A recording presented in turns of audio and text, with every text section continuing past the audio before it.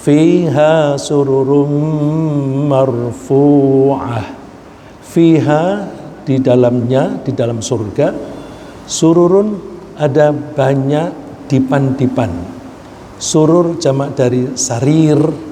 Sarir kita artikan sebagai alas untuk tidur. Kalau kita menyebut alas itu berikut tiang-tiangnya, kita menyebut dipan. Kalau kita menyebut alas yang empuk, kita menyebutnya kasur. Jadi tempat-tempat tidur marfu'ah, dari kata rafa'ah artinya mengangkat, marfu'ah berarti diangkat, karena diangkat berarti dibuat tinggi, ya, tempat tidurnya dibuat tinggi. Saya mencoba mencari ayat-ayat yang lain yang memberikan gambaran mengenai sarir ini, mengenai tempat tidur. Misalnya disebutkan di surat Al-Waqi'ah, ala sururim maudunah muttaqi'in 'alaiha mutaqabilin. Mereka memanfaatkan dipan-dipan itu dan kasur-kasur itu untuk bertelakan, untuk beristirahat. Dipan-dipan mereka itu dihiasi dengan emas dan permata. Di dunia kayaknya tidak mungkin kita memiliki dipan dihiasi dengan permata. Kalau Nabi Sulaiman itu tempat tinggalnya, bahkan dinding-dindingnya itu dihiasi dengan permata. Tapi di dunia ini selain itu kita hampir tidak pernah menemukannya. Tapi di sana itu terhiasi dengan indah sekali. Kemudian alaiha mutaqabilin, mereka saling berhadapan. Berhadapan ini termasuk kenikmatan. Karena kita ini manusia yang tidak bisa sendirian. Kita mesti bermasyarakat, berkumpul satu dengan yang lain, dan pertemuan antara kita dengan teman-teman itu menyenangkan. Jadi mutaqabilin ini menunjukkan kenikmatan yang sifatnya sosial. Jadi ada kenikmatan yang sifatnya fisik, ada kenikmatan yang sifatnya konsumsi, ada kenikmatan yang sifatnya psikososial, ya, kejiwaan dalam bermasyarakat. Kalau kita berbincang-bincang dengan teman-teman yang kita merasa cocok, maka kita biasanya saling berhadapan-hadapan, tidak ada yang melengos. Berarti ini saling menyetujui, saling saling sesuai isi hatinya. Isi hati yaitu sama-sama bersyukur kepada Allah. Ya, jadi kalau kita menangkap mereka saling berhadapan-hadapan ini, kok disebutkan di dalam Al-Quran, pasti di situ ada kelebihan yang kita peroleh. Ya, berarti ada kenikmatan yang sifatnya persaudaraan. Kemudian kita cari lagi ayat yang menunjukkan surur atau sarir. Muttaqi'in 'ala sururim masfufah. Nah, ini dipan-dipannya itu diberi sifat masfufah. Masfufah akar katanya sama dengan soft. Kita kalau sholat mesti soft kita yang lurus, yang rapat. Nah, soft itu barisan, ya. Barisan kita ini barisan yang pertama, kedua, dan sebagainya. Nah, itu dipan-dipan mereka di surga itu jumlahnya banyak dan ditata berlapis-lapis atau berderetan. Kalau dikatakan berderetan berarti temannya banyak, ya, temannya banyak. Itu menyenangkan, ya. Kalau kita ingin bersenang-senang di dunia, kita lalu membuat acara resepsi, kita mengundang teman sebanyak-banyaknya kalau kita punya duit yang cukup, karena makin banyak yang hadir itu makin senang kita, ya. Jadi dipan-dipan itu berjajar, tersusun, berderet-deret, itu menunjukkan kenikmatan juga. Wa zawwajnahum bihurin ain, dan kami jodohkan mereka atau kami kawinkan mereka dengan hurin ain. Hari sudah kita singgung, kita tidak usah mengikuti orang agama lain. Orang agama lain menerjemahkan atau menganggap bahwa orang-orang di surga itu akan ditemani oleh bidadari. Nah, orang agama lain membuat gambar-gambar di tempat ibadah mereka. Bidadari itu wanita atau anak-anak yang wanita, kemudian mempunyai sayap. Nah, di dalam Al-Quran makhluk yang bisa berbincang-bincang, yang menolong kita dan sebagainya, yang bersayap itu malaikat. Ya, seperti Alhamdulillahi fatiris samawati wal ardi ja'ilil malaikati rusulan uli ajnihah. Bahwa Allah itu menciptakan malaikat yang memiliki sayap-sayap. Mathna wa thulatha wa ruba', ada sayapnya itu yang 2, 3, 4. Jadi makhluk yang diciptakan oleh Allah yang bertugas melaksanakan apa-apa yang direncanakan oleh Allah itu namanya malaikah. Malaikat itu tidak laki-laki dan tidak perempuan. Orang-orang non-muslim, terutama orang musyrik Mekah, menganggap para malaikat itu adalah anak-anak Allah dan mereka perempuan. Maka mereka dianggap musyrik. Nah, orang menyebut para malaikat itu sebagai bidadari. Kita tidak usah menyebut bidadari, karena di sini disebutkan wazawwajnahum, kami kawinkan, kami nikahkan dengan hurin ain.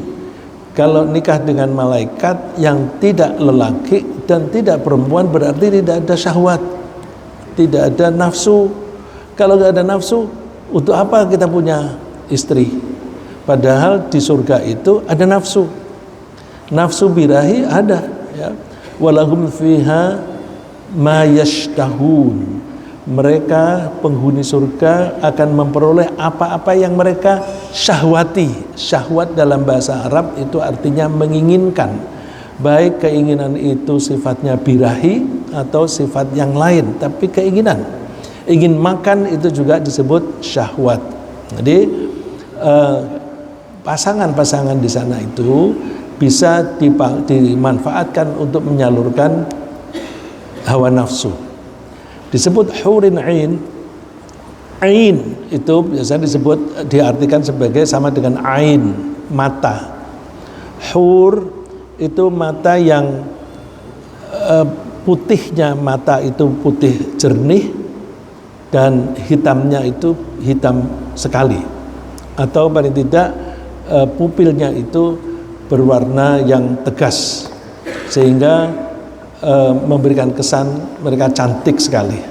Jadi bisa kita pahami bahwa kita nanti akan mendapatkan jodoh-jodoh wanita yang cantik jelita, ya, cantik jelita. Kita tidak usah menyebutkannya sebagai bidadari. Nah, menurut penjelasan para ulama, para ulama kalau menjelaskan itu berarti pemahaman dari mereka, wanita-wanita yang menjadi istri kita di surga, mohon maaf saya mengatakan istri kita karena saya optimis mudah-mudahan kita semuanya penghuni surga, ya, karena Rasulullah pesan jangan sampai kalian mati tidak berprasangka baik kepada Allah. Jadi kita harus husnudzon kepada Allah bahwa kita akan masuk surga. Oleh karena itu, karena kita berhusnudzon, insya Allah kita masuk surga, itu membuat kita bergairah. Kita sholat juga bergairah. Aku sholat kan aku calon penghuni surga, begitu. Tapi kalau orang yang ragu-ragu itu kurang semangat. Ya, jadi wanita yang dijodohkan untuk kita nanti ada kalanya wanita yang berasal dari dunia. Dan ada wanita yang memang diciptakan oleh Allah di surga. Artinya tidak berasal dari dunia. Katanya wanita yang berasal dari dunia itu lebih menyenangkan, ya, dibanding yang diciptakan khusus di sana. Apalagi wanita yang berasal dari dunia itu adalah istri-istri kita sendiri. Kalau istri kita sendiri, coba kita itu sudah berumur banyak, seperti misalnya ya sepantaran saya ini kan umur 70-an. Istri kita juga ikut-ikut tua kan. Kalau kita tua, istri kita juga ikut tua. Sudah menjadi lemah. Penyaluran nafsu tidak sama dengan waktu muda. Tapi kasih sayang kita itu tetap kuat gitu.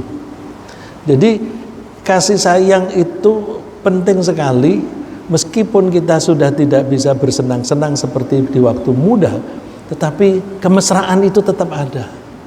Apalagi ketika nanti di surga, kekuatan itu bukan hanya kembali, tetapi berlipat-lipat. Karena menurut Rasulullah SAW, penghuni surga itu kekuatannya berlipat-lipat sampai kira-kira 100 kali lipat. Karena kekuatannya 100 kali lipat, kalau di dunia ini sanggup mempunyai istri 1 sampai 4, maka kalau di surga sanggup mempunyai istri sampai dengan 70. Ya, jadi jangan dibayangkan 70 itu aku nanti tidak mampu ya, karena kekuatan kita berlipat-lipat. Saya lanjutkan dengan ayat berikutnya, wa akwabum mawdu'ah. Akwab dari kata kub itu gelas, mawdu'ah yang diletakkan. Kita kalau datang ke suatu acara resepsi atau kita bertamu, biasanya gelas-gelas itu sudah ditata di atas meja. Nah, tinggal itu siap untuk kita minum. Artinya kita itu disiapkan untuk kita gelas-gelas yang berisi minuman. Nah, minumannya apa? Macam-macam ya. Minumannya macam-macam. Saya ambilkan ayat-ayat yang berkaitan dengan akwab supaya kita mendapatkan gambaran gelas-gelas di sana itu seperti apa ya. Wa yudhafu alaihim bi aniyatin min fiddatin wa akwabin kanat qawarira min fiddatin qaddaruha taqdira. Untuk teman-teman yang belajar bahasa Arab, nah, di sini ada beberapa yang belajar bahasa Arab. Ya, saya senang ini Dokter Iqbal ini seorang dokter spesialis tapi rajin belajar bahasa Arab dan Al-Quran, dan saya terima kasih Dokter Iqbal juga mengarahkan santri kita untuk belajar bahasa Arab ya.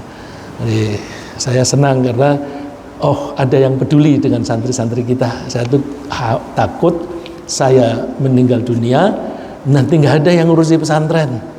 Nah, terima kasih. Wa yutafu alaihim, dan diedarkan dari kata tofa yatufu itu berputar-putar. Tawaf itu kan berputar. Nah, berputar itu artinya ada pelayan-pelayan yang berputar ke sana kemari. Bi'aniyatin min fiddah, membawa tempat yang terbuat dari perak. Jadi di samping gelas-gelas itu yang ada yang ditaruh di meja, ada juga yang dibawa di nampannya terbuat dari perak, diedarkan. Wa akwabin kanat qawarira, di nampan itu ada gelas-gelas yang bening ya. Kita memiliki gelas macam ini, ada yang lebih bening lagi, kristal ya. Jadi kira-kira itu semacam kristal. Sekarang saya sedikit menyinggung bacaan. Tadi saya menyebut yang belajar bahasa Arab, qawariro itu termasuk isim ghairu munsharif. Karena dia isim ghairu munsharif, maka tidak pernah ditanwin ya. Isim yang ghairu munsharif itu tidak pernah ditanwin. Kalau dia dibaca rafa, dia dhammah. Kalau nasab, dia dibaca fathah. Kalau majrur, dibaca fathah juga. Nah, kalau ini berada di akhir ayat, mestinya ini membacanya qawarir, nggak ada alifnya, qawarir, karena dia pendek. Tapi karena ayat-ayat di surat Al-Insan itu yang lain berakhir dengan a fathah tanwin, maka ayat ini dibaca yang serupa dengan itu, maka bacanya qawariro kalau wakaf. Tapi kalau dia tidak wakaf, tidak berhenti, diwasolkan, bacanya pendek seperti qawariro yang kedua. Coba perhatikan, qawariro yang kedua tidak ada alifnya, ya seperti itu mestinya. Tapi ini kaidah ini berasal dari Al-Quran, ya. Al-Quran menyebutnya semacam itu, maka ahli bahasa membuat kaidah bahwa di bagian akhir ayat, meskipun itu isim ghairu munsharif, maka bisa dibaca ro panjang. Peraturan itu datangnya dari Al-Quran, ya. Jadi bukan Al-Quran mengikuti peraturan, jangan dibalik, ya. Ilmu nahwu, ilmu sorof itu munculnya setelah ada Al-Quran. Lalu para ulama ahli bahasa mencoba menerangkan tentang bahasa yang dipakai oleh Al-Quran. Oleh karena itu jangan dibalik, ini menyalahi aturan. Tidak, karena aturannya berdasarkan Al-Quran, ya. Jadi kalau berhenti kita bacanya kanat qawariro. Tapi kalau disambung, kanat qawariro min fiddah, ya, dua-duanya dibaca pendek. Kanat qawariro min fiddah, ya. Qawariro itu kaca yang jernih, min fiddah dari perak. Nah, ini yang saya tidak bisa membayangkan. Gelasnya itu jernih tapi dari fiddah. Fiddah yang kita ketahui arti yang di dunia ini perak. Jadi kok jernih tapi perak. Jadi di sana ada jenis perak tapi yang transparan gitu. Di dunia nggak ada. Ya jangan menyamakan apa yang di akhirat dengan di dunia, ya. Ada, bisa saja di dunia nggak ada, di sana ada, ya. Qaddaruha taqdiro, yang mereka sudah mengukur dengan ukuran yang baik. Artinya gelas-gelas di sana itu nyaman dipegang. Kita tuh ada kalanya kalau gelasnya terlalu besar, wah terlalu berat, atau tangan kita nggak nyampe, atau kalau terlalu kecil nggak enak. Nah, kalau di sana ukurannya itu pas. Pas itu bagaimana? Ya Allah menyebutnya sudah terukur. Kita membayangkannya bisa macam-macam. Misalnya untuk orang yang tangannya besar, gelasnya besar, itu bayangan kita. Tapi bayangan kita tidak akan persis seperti apa yang sebenarnya. Saya teruskan lagi. Tadi kan dikatakan yutafu alaihim, wa yutafu alaihim, diedarkan. Yang mengedarkan siapa? Yatufu alaihim wildanum mukhalladun. Yang mengedarkan minuman-minuman itu adalah wildan, dari kata walad, anak. Mukhalladun, yang dibuat kekal. Jadi anak ada yang sampai kapanpun dia tetap anak-anak. Jadi memang karakternya seperti itu. Bi aqwabi wa bariqa wa ka'sim min ma'in. Mereka membawa gelas-gelas dan ceret. Apa namanya? Kalau bahasa Jawa ceret, kalau bahasa Indonesia cerek, ya. Kendi, ya. Kalau kendi kok dibuat dari tanah, itu kan. Kalau di sana dibuat dari perak. Mim ma'in, yang isinya itu diambil dari sumber mata air, ya. Lagi ma'in, akar katanya sama dengan ain yang berarti mata air, ma'in tempat air memancar. La yusaddauna anha wa la yunzifun. Mereka tidak menjadi pusing.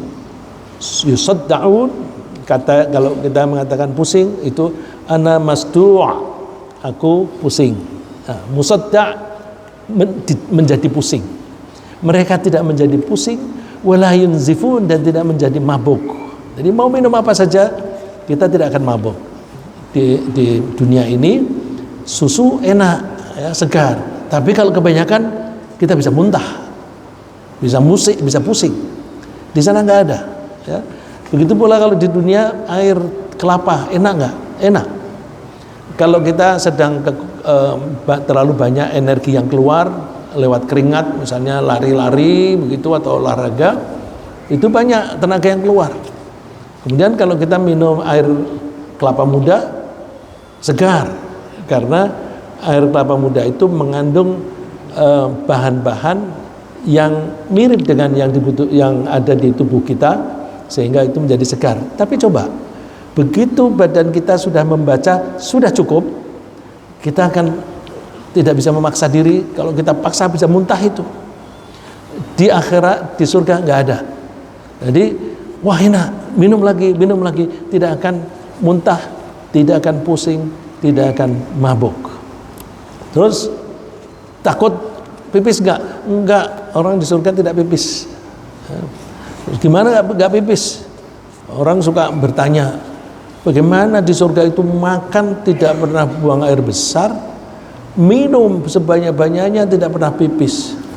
Membayangkannya susah, tapi coba di dunia saja Allah memberi contoh. Bayi yang masih di dalam kandungan ibu itu kan mengkonsumsi bahan-bahan dari plasenta. Jadi artinya ada yang dikonsumsi, tapi bayi nggak ada yang pipis di dalam perut, nggak ada yang buang air di dalam perut, di dalam kandungan. Jadi Allah memberi contoh, itu loh, itu kan mengkonsumsi terus bayi itu, tapi nggak buang air besar maupun kecil. Nah kalau di surga lebih bisa lagi, ya, digambarkan bahwa makanan dan minuman kita itu nanti keluarnya lewat pembuluh darah berupa keringat, dan keringatnya baunya wangi. Nah, kalau kita di dunia keringatnya nggak enak baunya, ya. Kemudian ada kata-kata yang menggelitik. Menggelitik kenapa? Yatanaza'una fiha ka'san la laghwun fiha wa la ta'thim. Orang-orang di surga itu saling memperebutkan gelas. Jadi gelasnya itu rebutan. Ini kalau kita memahami sepintas, wah itu berarti gelasnya kurang banyak. Orang pada berebut. Oh bukan begitu. Jadi gelas ini ada yang misalnya isinya jus anggur, ada yang madu, ada yang susu. Ketika saya megang jus anggur, terus ada teman yang pegang gelas susu. Enak ya itu susumu? Enak. Ini juga enak. Terus coba. Nah, kita saling berebut, tukar. Coba aku nyicipin punyamu. Coba aku nyicipin punyamu. Nah, suasana seperti itu kan seperti anak-anak. Kalau kita punya anak 2, 3, 4 atau lagi 5 begitu, kita ajak ke restoran. Terus misalnya mau pesan minuman. Wah, kamu pesan apa, Dek? Kamu pesan ini aja, aku pesan ini, aku pesan ini, beda-beda. Terus kemudian kita saling mencicipi gitu. Jadi kalau anak-anak seperti itu. Dan di sana juga begitu, suka berebut. Tapi berebutnya bukan karena kekurangan, tapi karena kesenangan. Ya. La laghwun fiha wa la ta'thim. Tidak ada, seperti yang tadi, tidak ada kata-kata yang sia-sia dan tidak ada kata-kata atau perbuatan yang menyebabkan dosa. Jadi semuanya yang dilakukan oleh orang-orang surga itu tidak menyakiti orang lain, baik menyakiti fisik maupun kejiwaan atau mentalnya. Terus ini sama dengan yang tadi, wa yatufu alaihim ghilmanul lahum ka'annahum lu'lu'um maknun, dan mengelilingi mereka anak-anak kecil. Nah, kalau tadi disebut wildan, di sini disebut ghilman. Ghilman itu sama dengan ghulam.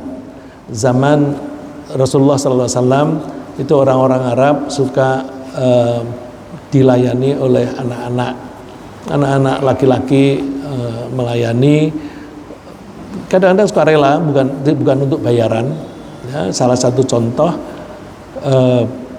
Rasulullah didatangi oleh orang tua membawa anaknya umur 10 tahun laki-laki, terus minta izin supaya anak ini memberi pelayanan kepada Rasulullah. Dia bernama Anas bin Malik. Anas bin Malik itu menurut pengakuannya beliau melayani Rasulullah SAW selama 10 tahun. Jadi kira-kira 1-2 tahun setelah hijrah, terus ibunya Anas datang menghadap Rasulullah dan menyerahkan Anas. Nah ini Rasulullah selalu punya ghulam, anak laki-laki ini dinamakan ghulam.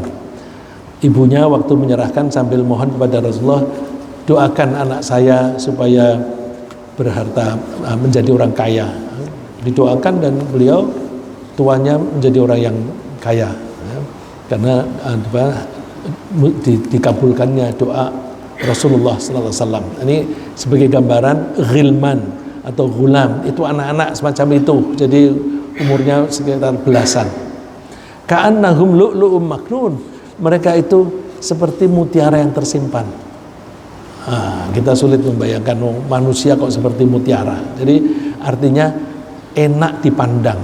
Jadi kita melihatnya anak-anak itu tampan, bersih dan sebagainya. Kemudian saya ingin melanjutkan lagi supaya pagi ini bisa mendapatkan banyak ayat karena pendek-pendek.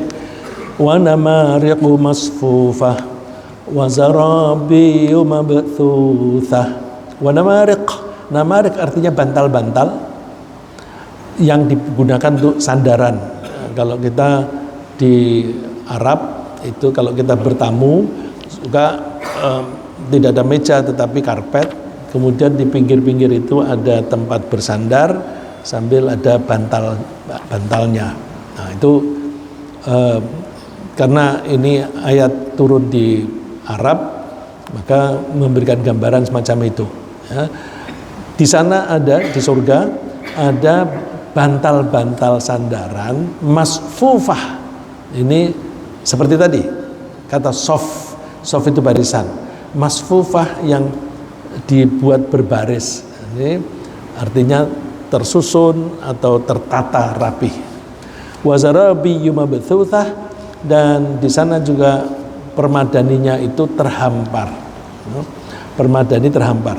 Kita cari ayat-ayat lain yang berkaitan atau yang memberikan informasi tambahan dari bantal dan permadani. Misalnya muttaqi'ina ala rafrafin khudri wa abqarin hisan. Muttaqi'in, mereka itu bersandaran, bertelekan ala rafraf. Rafraf ini artinya sama dengan namariq, bantal, khudrin hijau. Kok warnanya hijau? Ya, di ayat lain itu juga disebutkan pakaian mereka itu sutra hijau. Nah, berarti warna yang sejuk itu warna hijau. Ya, di dunia ini kalau kita melihat pemandangan yang banyak pohon-pohon, tanaman hijau begitu, kita merasa nyaman, adem. Ya, pakaian di sana hijau.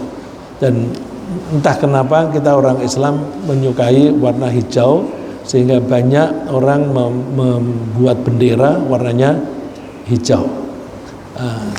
Orang lain itu suka merah. Ya. Cuma saya juga heran kalau di masjid-masjid kok banyak karpet yang warna merah. Gitu. Itu ada yang membuat penjelasan bahwa pakai sarung sebaiknya jangan merah. Sebenarnya boleh saja ya, karena Rasulullah SAW itu pernah memakai pakaian hitam, pernah memakai pakaian merah, ya, pernah merah. Cuma kita kalau di dunia ini seolah-olah merah itu warna milik non Muslim. Ya, tapi Rasulullah pernah memakai merah. Jadi kita nggak usah lalu mengatakan oh warna merah itu haram. Enggak, Rasulullah pernah pakai kok. Dan ada penjelasan bahwa Rasulullah itu pakainya ganti-ganti. Kadang-kadang pakai pakaian model Qatar, kadang-kadang pakai pakaian model Yaman gitu.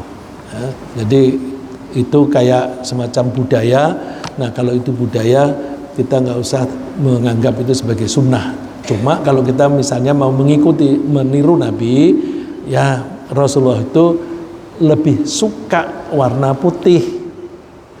Karena Rasulullah lebih suka warna putih, saya mengikuti kesukaan Rasulullah warna putih. Nah itu yang kita tiru adalah kesukaannya. Sehingga ketika kita pakai putih-putih itu, kita membayangkan, kok putih semua bajumu? Iya, Rasulullah lebih suka pakai putih. Ya. Wa abqariyin hisan, dan mereka di hamparan mereka itu permadani yang indah, permadani yang indah. Saya teruskan. Muttaqiin ala furushim batainuha min istabraq wa janal jannataini, dan ini ada tambahan informasi bahwa mereka bersandaran di atas firash. Firash itu apapun yang kita pakai sebagai hamparan. Firash. Kalau hamparannya itu karpet, ya bisa berarti firash itu karpet. Kalau hamparan itu berupa kasur, ya firash bisa juga kasur, bisa juga dipan. Pokoknya firash itu alas. Nah, ini ada kaitannya dengan kata iftirash. Kalau kita sholat duduk antara dua sujud, cara duduk kita adalah iftirash. Nah, iftirash itu dari kata firash, alas. Ya. Nah, kok duduk itu disebut iftirash? Karena kita duduk menggunakan kaki kiri kita sebagai firash. Ya. Kita duduk, kaki kiri kita masuk, kaki kanan berdiri, terus pantat kita menggunakan kaki kiri sebagai alas, maka itu disebut firash. Nah ini furush jamak dari firash, mereka bersandaran pada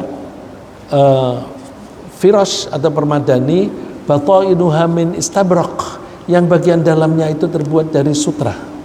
Wajanal jannataini, dan mereka tinggal memetik buah-buahan yang dekat. Danin dari kata dana yadnu artinya mendekat. Danin yang dekat. Ya. Kalau ada alnya maka dibacanya ad-dani. Tapi kalau tidak ada alnya danin. Jadi kebun-kebun itu dekat. Kenapa dekat? Supaya mudah dipetik. Nah, ini ayat yang saya ambilkan yang lain ini menerangkan tentang danin tadi. Danin yang di ayat berikutnya yang saya kutip di sini adalah daniyah. Muttaqiina fiha 'alal araiki la yarawna fiha syamsan wala zamharira. Mereka duduk-duduk bertelakan, bersandaran di dipan-dipan. Mereka tidak melihat matahari dan mereka tidak tersengat panas matahari. Artinya di surga ada matahari. Cuma mereka tidak melihat. Jadi kalau mereka tidak melihat bukan berarti tidak ada matahari. Ada. Karena matahari itu kalau di neraka ya membuat mereka makin panas karena tidak ada pepohonan. Kalau di surga ada pepohonan itu begitu rindangnya sehingga tidak ada sinar matahari yang menembus ke badan atau kulit orang. Jadi mereka tidak melihat matahari karena rindangnya itu, wala zamhariro, dan mereka tidak merasakan terlalu dingin. Wadaniyatan alaihim dhilaluha, aupan, apa itu namanya? Dhilal itu bayangan dari pohon-pohon tadi itu dekat. Wa dhullilat qutufuha tadlila, dan buah-buahnya itu dibuat rendah supaya mudah dipetik.